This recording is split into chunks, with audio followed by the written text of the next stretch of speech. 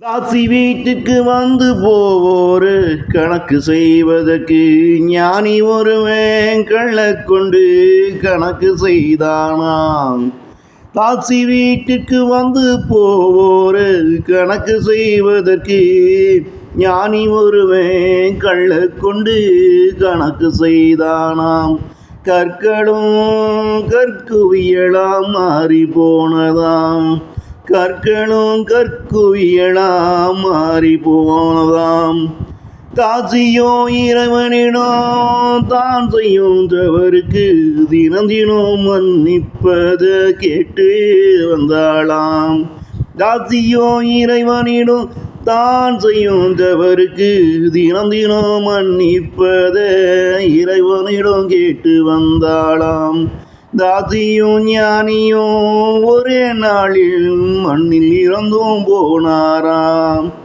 தாசியும் ஞானியும் ஒரே நாளில் மண்ணில் இறந்தும் போனாராம். ஞானிக்கு மண்ணிலே மரியாத பலமாயிருந்ததாம்.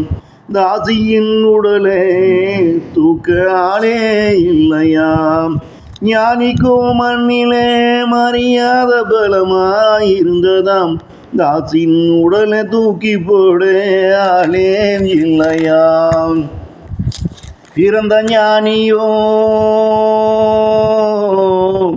நரகத்துக்கு அழைத்து போக, இறந்த தாசிய சொர்க்கத்துக்கு அழைத்து போக யமதூதருக்கு யமனும் கட்டளையிட்டானாம். இறந்த ஞானிய நரகத்துக்கு அழைத்து போக, இறந்த தாசிய சொர்க்கத்துக்கு அழைத்து போக யமதூதருக்கு யமனோ கட்டளையிட்டானாம். அதை கேட்டு கொதிப்படைந்த ஞானி, குற்றமே செய்யாதே எமக்கு நரகமா, தினம் தினம் குற்றம் செய்த இவளுக்கு சொர்க்கமா, இது என்னையா உம்முடைய நீதி என்று யமனிடம் கேட்டானாம். அதை கேட்டு கொதிப்படைந்த ஞானியும், குற்றமே செய்யாத எமக்கு நரகமா, தினம் தினம் குற்றம் செய்த இவளுக்கு சொர்க்கமா, இது என்னையா உம்முடைய நீதி என்று யமனிடம் கேட்டானாம். அதற்கு யமனோ அவள் செய்த குற்றத்திற்கு தினந்தோறும் இறைவனிடம் மன்னிப்பு கேட்டு வந்தா. ஆனா நீயோ அவள் குற்றத்தை கணக்கு செய்து அதை உன் கணக்கில் எழுதி கொண்டா என்றாராம். அதற்கு யமனோ அவள் செய்த குற்றத்துக்கு அந்த இறைவனிடம் தினந்தோறும் மன்னிப்பு கேட்டு வந்தான்.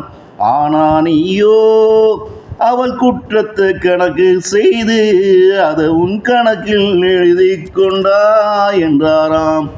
தாசி வீட்டுக்கு வந்து போவோரு கணக்கு செய்வதற்கு ஞானி ஒருவன் கள்ள கொண்டு கணக்கு செய்தானா. கற்களும் கற்குவியலாம் மாறி போனதான்.